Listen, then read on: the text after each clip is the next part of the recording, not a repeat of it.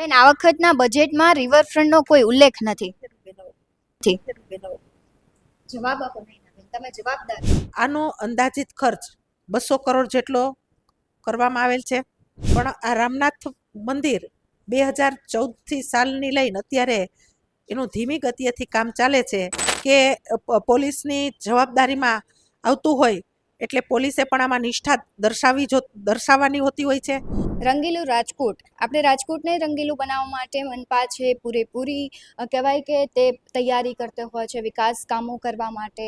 કેટલી બધી ગ્રાન્ટ ફાળવવામાં આવે છે, પરંતુ છેલ્લા 15 વર્ષથી એક મુદ્દો છે, રાજકોટને રિવરફ્રન્ટ મળવાનું હતું. 15 વર્ષથી હજુ સુધી તેનું કામ ચાલુ પણ નથી થયું.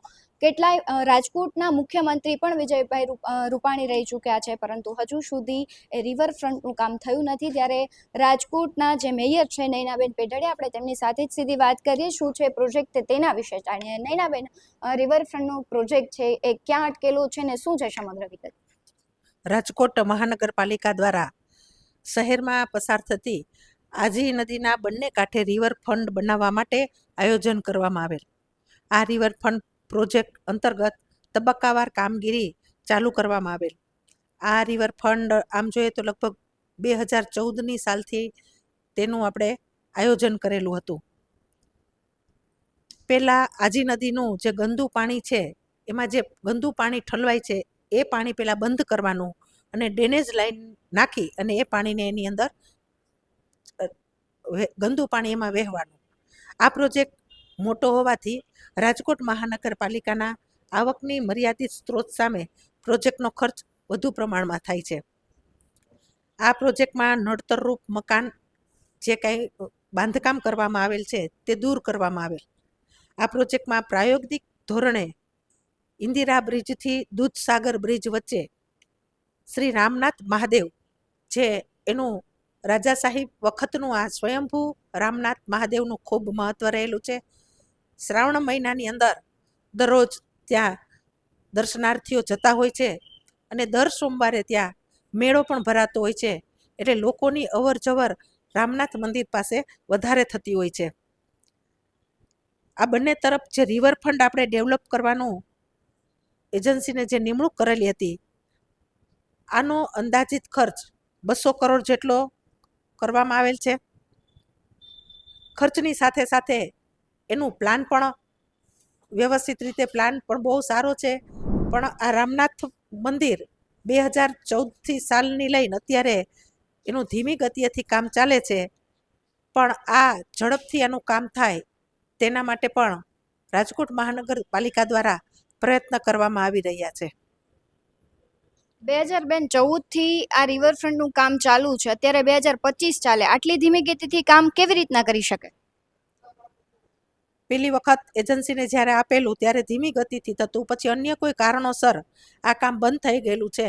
પણ પુનઃ આ કામને પાછું સરકારની અંદર કામગીરી કહી અને પાછી આ કામગીરી ચાલુ કરવાનો અમારા સતત પ્રયત્ન રહ્યા છે.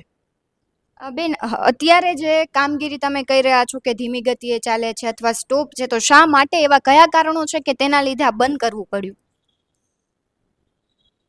આ કામગીરી જે નદી કાંઠાની અંદર પહેલાં તો એ આખો એરિયો આપણે લેવો પડે કે જ્યાં જ્યાં દબાણો છે તેને દૂર કર્યા, ડેનેજનું કર્યું. પણ કોઈ એજન્સી જ્યારે આ કામ કરવા માટે બાંધછોડ કરવા તૈયાર ન થતી હોય તો સ્વાભાવિક રીતે આ કામ છે તે રોકાયેલું છે. બેન, તમે કહી રહ્યા છો અસામાજિક તત્વોને દબાણો દૂર કર્યા, પરંતુ અત્યારે અસામાજિક તત્વો છે ખુલ્લેઆમ ત્યાં દારૂનું વેચાણ કરે છે. કહેવાય કે નોનવેજ પણ મંદિરમાંથી લઈ જવામાં આવે છે. તો આ કામ મનપાનું છે કે અસામાજિક તત્વોને દૂર? તો એક પણ લાગી તો નથી રહ્યું કે મનપાએ આ કામ કર્યું હોય? 100% આ કામગીરી ખૂબ ઝડપથી કરવામાં આવશે, કેમ કે નદી કાંઠાનો જે વિસ્તાર છે એ વિસ્તારની અંદર પછાત વિસ્તાર હોવાથી આવી પ્રવૃત્તિઓ થતી હોય છે. તો આવી પ્રવૃત્તિઓને ડામવા માટે રાજકોટ મહાનગરપાલિકા દ્વારા પણ વારંવાર ત્યાં ચેકિંગ કરવામાં આવે છે. અને જે પ્રવૃત્તિ દારૂની છે, કોઈ માંસ મટનની ત્યાં થતી હોય તો નજરમાં આવે છે, એટલે તરત એ પ્રવૃત્તિને મહાનગરપાલિકા દ્વારા બંધ કરવામાં આવે છે. સ્વાભાવિક છે, અતિ પછાત વિસ્તાર છે કે જે વિસ્તારની અંદર સ્વયંભૂ મહાદેવનું મંદિર ત્યાં આવેલું છે. આવા વિસ્તારની અંદર ઘણા બધા હિન્દુ મંદિરો પણ ત્યાં આવેલા છે. એટલે સ્વાભાવિક રીતે છે કે આવી જે પ્રવૃત્તિ પછાત વિસ્તારની અંદર કરવામાં આવે છે, રાજકોટ મહાનગરપાલિકાને જ્યારે જાણ થાય છે ત્યારે ત્યાં કામગીરી દારૂની હોય કે મટનની હોય એ બંધ કરવામાં આવે છે. બેન, જે પ્રમાણે તમે વાત કરી રહ્યા છો કે અસામાજિક તત્વો અને તેની પ્રવૃત્તિ બંધ કરવામાં આવી રહી છે, પરંતુ જે લોકો છે ત્યાંના રહેવાસીઓ છે એ એવું કહી રહ્યા છે કે પોલીસ પણ અહીંયા હપ્તા લેવા આવે છે, તો આ કેટલું યોગ્ય કહેવાય?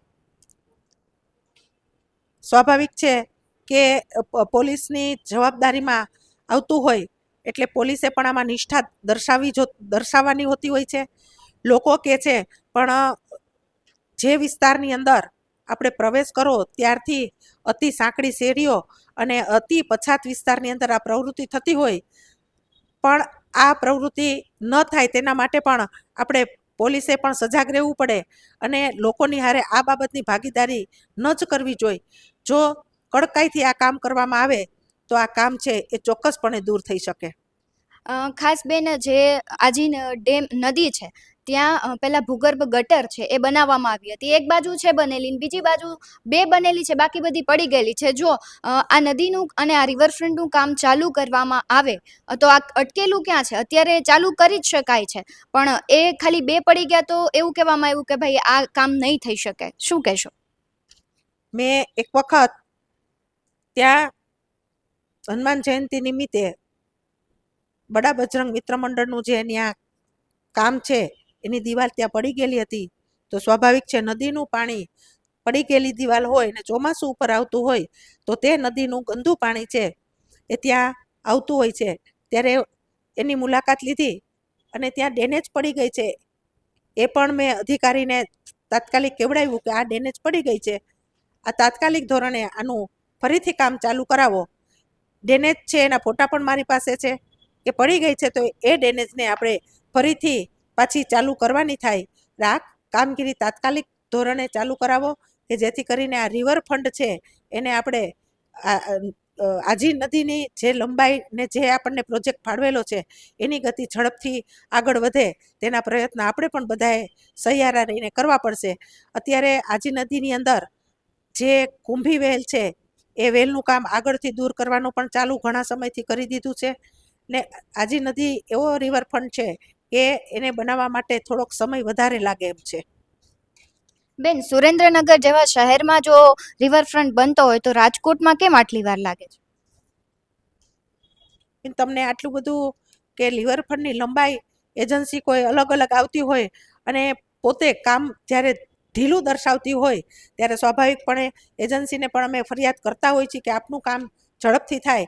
પણ આ વખતે અમે પણ એટલું કહીશું કે રિવરફ્રન્ટનું કામ જે અત્યારે સ્થગિત થઈ ગયું છે તે કામ પુનઃ ચાલુ કરવા સરકારમાં પણ અમે પત્ર વ્યવહાર કરશું અને સરકારમાં પણ અમે રજૂઆત કરશું. બેન, આ વખતના બજેટમાં રિવરફ્રન્ટનો કોઈ ઉલ્લેખ નથી. જવાબ આપો. તમે જવાબદાર છો. રિવરફ્રન્ટનો 200 કરોડનો પ્રોજેક્ટ આપી દીધો છે પણ આ વખતે બજેટની અંદર નથી, પણ આપણે તબક્કાવાર કામગીરી કરવા માટે સરકાર પાસેથી માંગણી કરી શકીએ. ક્યારે ચાલુ થશે તમે કહી શકો? ચોક્કસપણે સમય નહીં આપી શકું, પણ એક પ્રક્રિયા છે એ ચાલુ જ છે અત્યારે.